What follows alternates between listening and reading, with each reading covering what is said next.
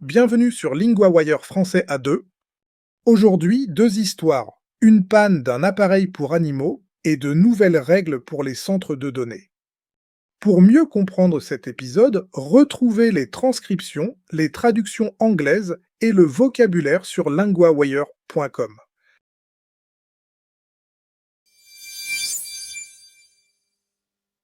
Commençons par cette panne chez PetLibro. Nous retrouvons maintenant Théo, correspondant de LinguaWire pour la technologie. Merci Louis. Oui, cette histoire a agacé beaucoup d'utilisateurs. PetLibro fabrique des distributeurs de nourriture connectés pour animaux. Pendant la panne, certains propriétaires n'ont plus pu les contrôler avec l'application. Dans quelques cas, cela a laissé des animaux sans manger à l'heure prévue. Donc le problème n'était pas seulement technique. Il touchait la vie de tous les jours. Qu'est-ce que l'entreprise a dit exactement ? Elle a d'abord reconnu la panne mardi à 5 heures du matin, heure du Pacifique, puis mercredi à 19 heures, elle a dit que tout était réparé. Mais sur Internet, plusieurs personnes disaient encore avoir des problèmes. Après cette annonce, Ah, donc il y a eu un vrai décalage entre le message officiel et les témoignages. Et qu'a expliqué le directeur de PetLibro ensuite ? Yorkwu a donné plus de détails dans un billet de blog. Il a présenté des excuses. Il a parlé de frustration et d'inquiétude. Selon lui, le problème venait du serveur cloud de l'entreprise. Des demandes de données se sont accumulées. Puis le système a été trop chargé. Je vois. Donc le réseau a été submergé. Est-ce que cela a cassé seulement l'application ? Ou aussi d'autres services ? L'application ne pouvait plus se connecter aux appareils. Du coup, la commande à distance ne marchait plus. Le journal d'activité, les notifications et les vidéos étaient aussi indisponibles. C'est large en fait. Les gens n'avaient presque plus de service. L'entreprise dit-elle qu'elle a appris quelque chose ? De cette panne ? Oui, elle dit avoir augmenté sa capacité. Elle prépare aussi un protocole d'audit pour chercher d'éventuelles erreurs similaires. Le message est clair. Elle veut éviter une nouvelle panne du même type. Donc, pour les clients, la question est simple. Est-ce que le service sera plus solide la prochaine fois ? Exactement. Et dans ce genre d'objet connecté, la confiance est très fragile. Quand l'application tombe, les gens ne perdent pas seulement une fonction, ils perdent aussi la sécurité et la tranquillité d'esprit.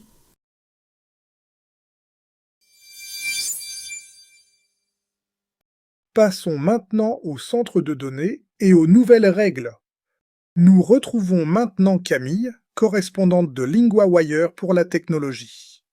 Merci Louis. Oui, le sujet prend beaucoup de place en ce moment.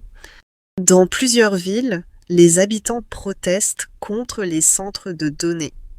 Ces grands bâtiments stockent et traitent beaucoup d'informations, mais ils demandent aussi beaucoup d'électricité et parfois beaucoup d'eau.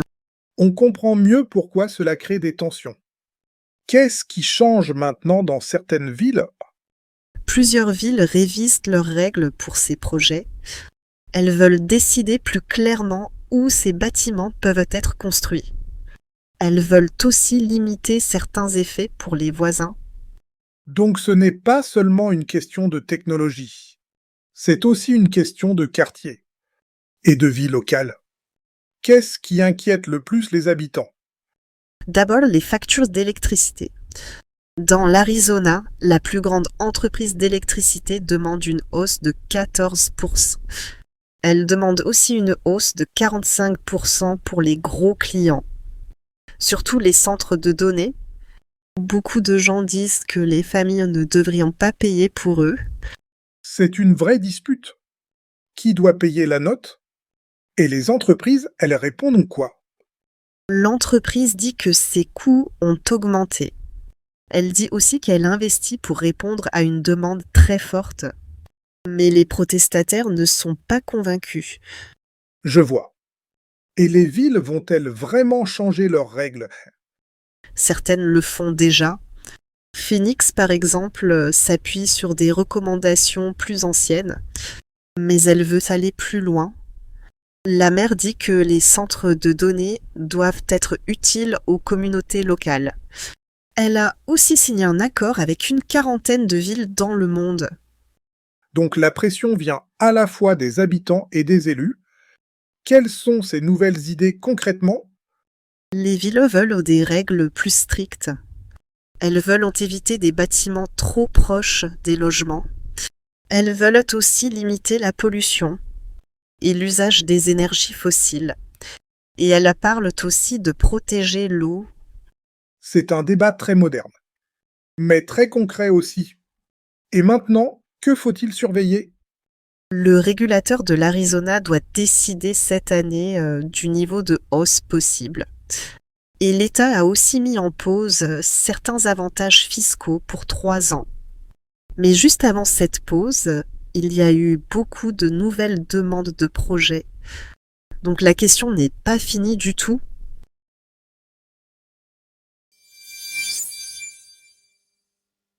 Dans la première histoire, on a entendu 3 mots utiles. Le premier est la panne, féminine. Cela veut dire un arrêt ou un problème technique. Exemple, il y a une panne de courant dans la rue. Le deuxième mot est l'application, féminine. C'est un programme sur un téléphone ou un ordinateur. Exemple, j'ouvre l'application pour contrôler la lumière.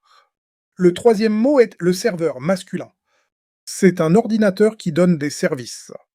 Exemple, le serveur est trop chargé ce soir. Maintenant, la grammaire, être connecté. On utilise cette forme pour dire qu'un appareil a une liaison active. Exemple, l'application était connectée aux appareils. Exemple, mon téléphone est connecté au Wi-Fi. Répétez, être connecté.